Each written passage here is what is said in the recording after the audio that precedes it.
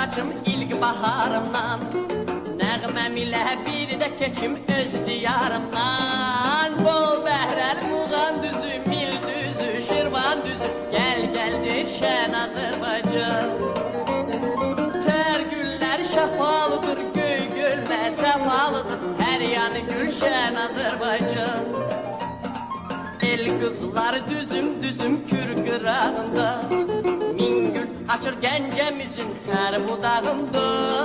Dost eller Qarabağın dağı qarlıdır, gen çölləri bu torpağın xoş baharlıdır. Bol bəhrəl Muğan düzü, Mil düzü, Şirvan düzü, gəl gəldir şən Azərbaycan.